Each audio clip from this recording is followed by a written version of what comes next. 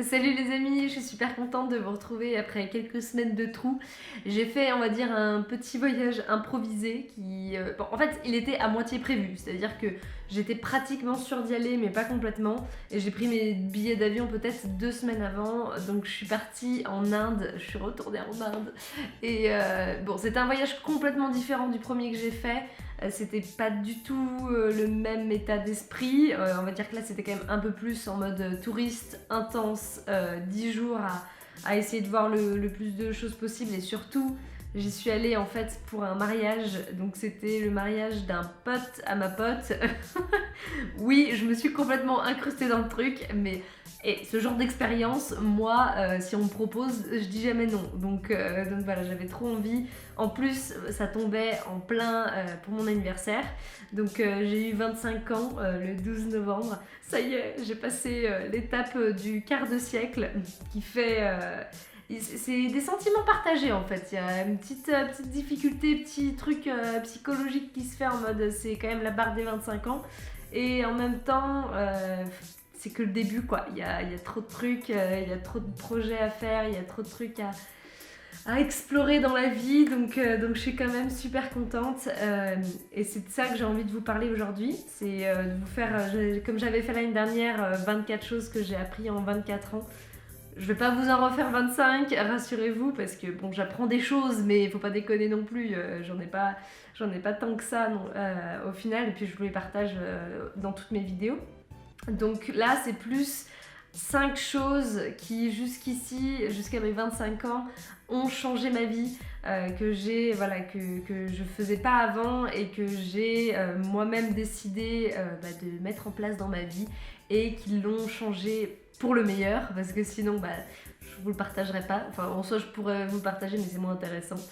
Donc j'espère que ça vous plaira. N'hésitez pas à partager vous vos leçons de vie, de partager en tout cas votre ressenti par rapport aux leçons que je vais vous dire et c'est parti. La première chose qui a réellement changé ma vie, et je m'étais peut-être dit que ça allait être une passade, que ça allait être un de ces intérêts que j'ai souvent et qui repart au bout de quelques semaines, quelques mois. Et au final, ça reste parce qu'il y a vraiment des conséquences positives dans ma vie grâce à ça. Et c'est la méditation et le yoga que je mets un petit peu ensemble là, mais qui au final ont des bienfaits différents. Mais quand même, les deux me permettent de me reconnecter avec moi-même. Les deux me permettent en fait on va dire de prendre du recul par rapport aux choses et être dans cette situation de ce qu'on appelle la pleine conscience, donc de vraiment me détacher de la petite voix qu'il y a dans ma tête. Parce que moi je suis en tout cas quelqu'un qui mouline énormément au niveau des scénarios que je me fais dans ma tête, de mes émotions même de manière générale et ça c'est quelque chose qui m'aide beaucoup. Je le fais maintenant depuis 3 ans, pratiquement quotidiennement. Je pense que j'ai eu quelques périodes. Là, récemment, j'avais eu une période où pendant plusieurs mois, j'ai été, on va dire, je ne l'ai pas fait aussi rigoureusement qu'avant. Et honnêtement, je l'ai senti tout de suite. Là, je suis en train de reprendre du coup la pratique régulière. Et pareil, je revois les bienfaits. Ça prend du temps. En fait, on a l'impression que c'est un peu... tout le monde dit, en plus en ce moment, voilà, tout le monde dit il faut méditer, là. Mais c'est pas un truc du jour au lendemain, on se dit ah ouais là c'est bon, je sens, je suis zen, ma vie va beaucoup mieux et tout ça. C'est vraiment un truc qui s'entretient sur le long terme, c'est vraiment quelque chose qu'on commence à voir et encore il faut vraiment creuser des résultats au bout de quelques mois de pratique quotidienne. Donc moi je fais en général 10-15 minutes tous les matins et quand j'ai le temps je fais le soir et quand j'ai aussi le temps, mais ça arrive assez souvent le week-end, je vais faire 1 heure entière en fait de méditation. Et voilà, ça m'a aidé pour le stress, ça m'a aidé pour aussi apprendre à contrôler un peu plus mes émotions, mais surtout pour ce côté, arrêter d'être dans la réactivité des choses et de répondre à tout ce qui se passe autour de moi, un truc qui m'énerve, un truc qui me rend triste, un truc voilà. je vois l'émotion monter et j'essaie de prendre du recul par rapport à ça et je la laisse tranquillement faire son chemin et repartir. Si elle a besoin de passer à travers moi, des fois, je la laisse passer. Enfin, j'en parlais à ma famille, genre par exemple, je pleure beaucoup plus souvent qu'avant. C'était parce qu'avant, c'était genre en mode non, je suis quelqu'un de fort, je pleure pas, moi je pleure jamais devant les autres. Parce que pour moi, pleurer, c'était assimilé à la faiblesse, alors que c'est tout le contraire. C'est c'est être capable de montrer sa vulnérabilité. Il est pas facile celui-là. Et du coup, voilà, c'est maintenant quand je sens que j'ai mes émotions qui sont là, que j'ai besoin de les laisser sortir, je le fais. Et le yoga, pour moi, c'est une sorte de, on va dire, méditation active, parce que le yoga, un des éléments principaux, c'est la respiration, et c'est réussir à trouver cette respiration profonde qui est un peu bruyante. Vous l'avez peut-être déjà entendu si vous allez en cours de yoga, si vous arrivez à le faire. Et cette respiration qui nous reconnecte à quelque chose de très profond à l'intérieur de nous et qui en fait nous permet justement d'échapper un peu à cet esprit, ce singe fou à l'intérieur de notre tête, l'espace de quelques minutes, l'espace d'une séance, d'une salutation au soleil. Et le yoga, c'est un des seuls sports et en même temps pratiques spirituelles aussi, pour laquelle je me lasse pas. On va dire que j'ai tenté plein de sports quand j'étais plus jeune. J'ai fait du volley, j'ai fait beaucoup de danse pendant beaucoup d'années. Franchement, j'ai testé plein de trucs différents avec même les cours de sport à l'école et tout ça. Et j'arrivais jamais à trouver quelque chose sur lequel je peux me tenir sur le long terme et que j'aime vraiment. Là, je l'ai trouvé avec le yoga. En plus, moi qui n'aime pas les trucs répétitifs, pour le coup, là, c'est quelque chose que j'apprécie parce qu'on voit ses progrès, on voit en fait les bienfaits même sur son corps et sur son esprit. Et du coup, ça pousse à le garder plus longtemps. La danse aussi, quand même, c'est quelque chose que j'aime, que je continue d'aimer beaucoup et que quand j'en fais pas, je le ressens. Donc il y a quand même la danse qui est aussi quelque chose... en même temps, ça nous permet aussi de nous libérer de quelque chose et de s'exprimer créativement et de laisser, de nous laisser emporter, on va dire, par le bonheur et la joie. Je trouve que la danse, ça représente vraiment ça. Donc c'est aussi une belle pratique. La deuxième chose qui a vraiment changé ma vie ces dernières années, c'est de rentrer dans un état d'esprit de croissance au lieu d'être dans un état d'esprit, on va dire, fixe, en me disant non, ça j'aime pas, non, ça je peux pas le faire. Plein de croyances que j'avais ancrées avec les années en me disant que il y avait certains aliments par exemple que je mangeais pas, le thé j'aimais pas ça, tout ce qui était épicé j'aimais pas ça. On va dire que tout ce que je pouvais pas faire aussi, pour moi je me considérais pas artiste, je me considérais nulle en dessin, nulle en plein de choses comme ça. Et en fait je me suis rendu compte au fur et à mesure que tout s'apprend. Il y a des choses, certes, où certaines personnes sont plus talentueuses que d'autres, mais quand même au final, le goût artistique, même le goût s'apprend, s'entretient, on trouve de l'inspiration, on apprend à regarder comment les autres font et du coup intégrer pour soi-même. Moi, je sais que je suis une grande fan justement de YouTube pour ça, c'est que j'apprends 15 milliards de trucs différents sur YouTube et sur internet en général. Dès qu'un sujet m'intéresse, je vais creuser un petit peu plus et je me rends compte que je suis capable en fait d'apprendre, que je suis capable de m'améliorer, d'évoluer dans plein de choses que j'aurais pas cru. Et du coup, j'ai éradiqué de mon vocabulaire complètement les mots je ne peux pas, je n'ai jamais su faire, donc je peux pas, je suis pas comme ça. En fait, on peut tout changer dans notre personne.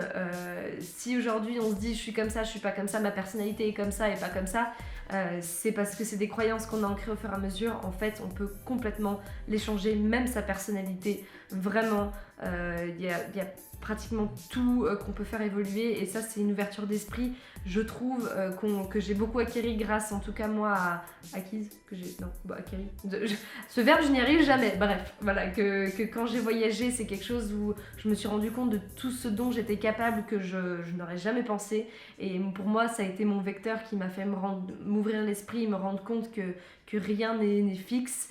D'autres personnes, ça sera à travers l'art, ça sera à travers le sport, ça sera à travers d'autres choses.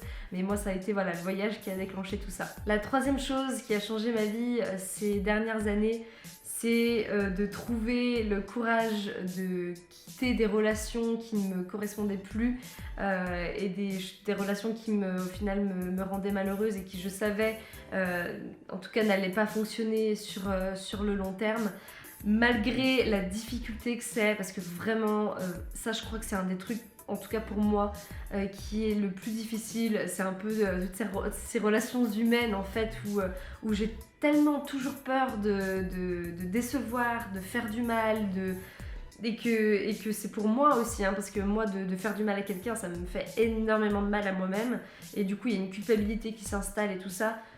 Mais des fois c'est vraiment nécessaire parce que sur le moyen long terme c'est ce qu'il nous faut. Des fois c'est vraiment dur de le faire parce que on a peur d'être seul, on a peur de l'inconnu, et du coup on préfère rester dans une relation même si elle va pas, c'est pas parfait, c'est jamais parfait, mais je veux dire ça va pas si bien, on se sent pas bien, on se convainc en fait que finalement aussi les choses vont bien, alors qu'au fond de soi-même on le sait que c'est pas la bonne personne, qu'on devrait partir, mais on essaye vraiment de trouver tous les trucs en surface qui font que si on devrait rester, alors qu'en fait c'est juste la peur de franchir l'étape, parce que oui c'est une étape qui est super dure à franchir, et que oui au début c'est on en chie, au début c'est on sent un vide de ouf et que c'est pas facile, mais que c'est un geste d'amour propre, en tout cas d'estime de soi,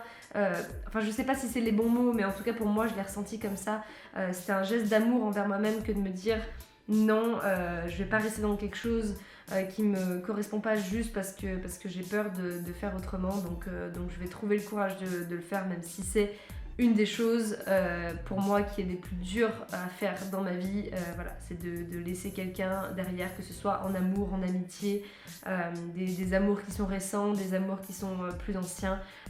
Pour moi c'est jamais plus facile, c'est toujours le truc le plus compliqué, mais qu'en général je regrette jamais derrière. La quatrième chose qui a changé ma vie, c'est d'apprendre à me connaître, c'est d'explorer en fait toutes les choses qui me font envie, qui me procurent du plaisir, vraiment d'écouter mon cœur et d'essayer de mettre mes peurs de côté justement, et d'aller vivre à Berlin si j'ai envie d'aller vivre à Berlin, de tenter une expérience entrepreneuriale, professionnelle, qui me fait un peu flipper, mais qu'en même temps j'ai envie de savoir comment ça va se passer, et surtout de pas avoir peur de me tromper, parce que je sais que même si je me trompe, je trouverai toujours une autre solution, je pourrais rebondir, je peux revenir plus ou moins en arrière, ou en tout cas aller de l'avant avec une autre situation, une autre opportunité. Donc au final, il n'y a pas vraiment d'erreur, il n'y a pas vraiment de manière où je peux me planter, il n'y a que des leçons de vie, il n'y a que des choses que je peux apprendre, des situations. Et je continue de me planter dans plein de trucs, et je vais continuer de me planter encore très longtemps, parce que la vie c'est ça. Est-ce que finalement on peut vraiment appeler ça se planter ? Je suis pas sûre. Je pense que c'est juste... en fait il n'y a pas de bonnes et de mauvaises décisions pour moi, et ça c'est quelque chose que j'ai compris ces derniers temps. Il y a juste des conséquences différentes. Si on prend cette situation-là, je sais pas, de partir vivre à l'autre bout du monde, on va avoir cette vie-là. Si on décide de rester pour développer des compétences et pour rencontrer des gens et tout ça, on va avoir ces conséquences-là. Ça veut pas dire qu'une des deux vies en fait était meilleure, c'est juste qu'est-ce qu'on a besoin au moment présent, qu'est-ce qui nous apportera le plus de bonheur, et finalement des fois on part pour celle-ci et on se rend compte que c'était l'autre situation qui nous aurait peut-être apporté plus de bonheur, et on peut toujours redériver, il n'y a rien qui est fixé, on s'enferme en fait dans rien du tout, on a le choix de notre vie dans ce qu'on veut faire. Des fois par contre ça va prendre un petit peu plus de temps de re-switcher, de changer à une autre situation, parce qu'on a quand même des obligations d'une manière ou d'une autre, mais il n'empêche qu'on peut jamais se tromper vraiment, et que ça c'est seulement en apprenant à se connaître et en apprenant à savoir qui on est et nous ce qui nous plaît vraiment en tant que personne, qu'on arrive à derrière prendre aussi les décisions qui nous correspondent. Et pour apprendre à se connaître, moi comme encore une fois c'est à travers les voyages, mais je fais tellement de choses, je lis tellement de choses qui à chaque fois me font des déclics différents, je rencontre tellement de personnes, je discute avec même les gens que je connais déjà sur tellement de choses qui me font aussi réaliser des choses à propos de moi-même. Et finalement, j'accepte que moi aussi, je peux me tromper sur moi. J'en reviens un petit peu au point de l'esprit de croissance et de l'esprit voilà, d'évolution. C'est que des fois, voilà, par exemple, tout ce qui est justement yoga, méditation, et même végétarisme et tout ça, je vous en ai déjà parlé, c'est des choses où j'ai eu un moment là ces derniers mois où je me suis dit, est-ce que finalement c'est vraiment moi? Est-ce que j'ai pas suivi une tendance? Est-ce que j'ai pas suivi quelque chose voilà, qui faisait un peu, je sais pas, cool et qui était dans le moment, et que finalement c'est pas du tout moi? Est-ce que moi je suis celle, la Émilie d'avant, qui était au final très fêtarde, très je m'en fous de beaucoup de choses, ou est-ce que je suis voilà, celle que je me suis construite quand j'étais en Asie et tout ça? Et finalement, j'en arrive au fur et à mesure, j'ai fait marche arrière, je suis un peu retournée voir la Émilie d'avant. Est-ce que en quittant un petit peu toutes les choses que je connaissais, enfin que j'avais développées, et finalement, j'ai qu'une envie maintenant, c'est de me reconstruire celle que j'avais commencé à me construire, parce que je sais que aujourd'hui c'est moi, et ça veut pas dire que je suis plus du tout celle d'avant, ça veut dire que juste je me construis sur les choses que j'avais construites avant, je prends les choses qui me vont et je laisse tomber les choses qui me vont plus. Mais franchement, cette transition, je trouve qu'elle est très difficile. Et pour moi, les 25 ans, ça marque un petit peu ça marque un petit peu cette transition à toutes ces choses qui sont très dures à laisser pour moi, parce que c'était avec ça que je me suis identifiée pendant des années, avec voilà, ces nouvelles choses sur lesquelles je m'identifie, que je dois assumer auprès du monde, des gens que je connais, des gens qui me connaissent depuis 15 ans et qui justement sont habitués aussi à mes intérêts d'avant. Donc c'est toute une transition qui prend des années, qui voilà, se fait pas du jour au lendemain, mais que je suis en plein dedans, et que ça je l'aurais jamais fait si j'étais restée en me disant non, bah moi je suis la Émilie de quand j'avais 15 ans et je changerai pas parce que je suis comme ça et puis c'est tout. Et finalement, la dernière chose qui est à la fois importante pour moi mais qui s'est révélée vraie aussi dans la vie en fait de mes amis proches, de ma famille, c'est que il y a un moment, il faut sortir de la tête qu'on peut tout gérer tout seul. On a souvent envie, notre ego, je pense, prend le dessus, et on se dit non, ça je peux m'en sortir tout seul, ça je vais réussir à le gérer. Et oui, je suis d'accord avec ce côté responsabilité de soi-même, de ne pas se placer en tant que victime, et qu'on peut vraiment changer notre vie. En fait, il n'y a que nous qui pouvons changer notre vie et prendre cette décision. Il n'empêche qu'il faut jamais avoir peur de demander de l'aide aux autres, qu'il faut jamais avoir peur de parler voilà, des choses qui vont pas aux bonnes personnes, parce que des fois on va en parler aussi aux mauvaises personnes et du coup ça va au final être encore pire. Mais en tout cas, si on sent qu'on a un problème, si on sent qu'il y a quelque chose de récurrent qu'on n'arrive pas au final à gérer tout seul, d'aller voir un psy, d'aller voir tous les, voilà, je sais pas, naturopathes, de la kinésiologie. Ça c'est quelque chose que j'ai envie de commencer à faire, dont j'entends beaucoup parler en ce moment, et quand j'entends beaucoup parler de quelque chose, je le prends un peu pour un signe. Donc moi c'est quelque chose que j'ai envie de tester aussi, de s'explorer voilà, à travers des pratiques comme le yoga, donc se laisser porter par des professeurs, aussi par des professeurs de méditation par exemple, que ce soit à travers l'art aussi. Ça peut être de plein de manières différentes, mais au final si on réfléchit bien, il n'y a aucune chose qu'on a accomplie dans notre vie seul. Enfin, oui, ok, on est seul et on meurt seul, on traverse un petit peu la vie seul, mais en fait non, on est entouré de tellement de personnes autour de nous qui nous apportent des choses, qui nous font comprendre des choses, qui nous font évoluer, qui nous font grandir, qui nous font aussi des fois toucher le fond, et pour mieux remonter derrière.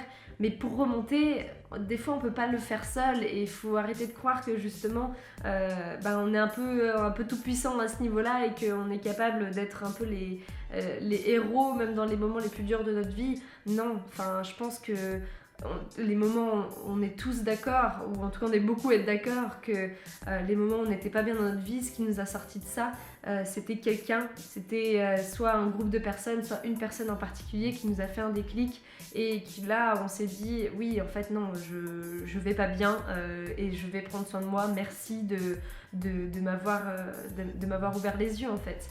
Et du coup voilà, si aujourd'hui vous êtes pas bien dans quelque chose, à ce moment-là, allez demander de l'aide, que ce soit des gens que vous connaissez, et si vous sentez que les gens que vous connaissez, en fait, vous avez trop d'attache avec eux, parce que moi, des fois, c'est ça, c'est que un des problèmes, c'est de me détacher du regard des autres et de me détacher justement de l'avis de mon entourage.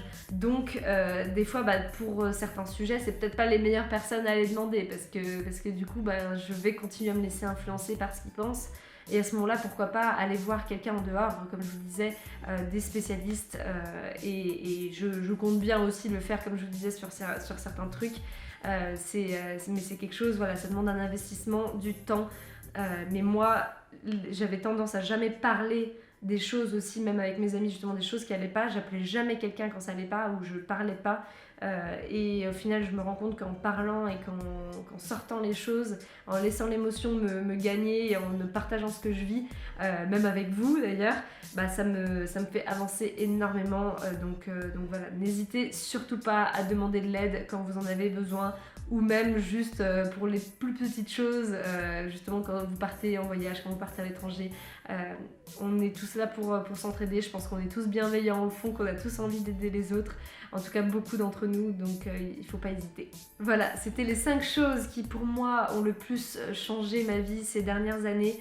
J'espère que ça vous aura appris quelque chose, que ça vous aura plu, que peut-être ça vous aura fait des petits déclics sur certains petits trucs et que vous serez en tout cas reconnus sur certaines choses. N'hésitez pas à me dire voilà, si vous aussi vous avez eu des révélations de ces dernières années, à partager, à vous entraider en commentaire, parce que ça me fait toujours trop plaisir quand je vois qu'il y a cet aspect un petit peu communautaire qui se crée et cette entraide, ça me touche beaucoup. En tout cas, merci encore d'être là et moi je vous dis à très bientôt dans une prochaine vidéo. Ciao!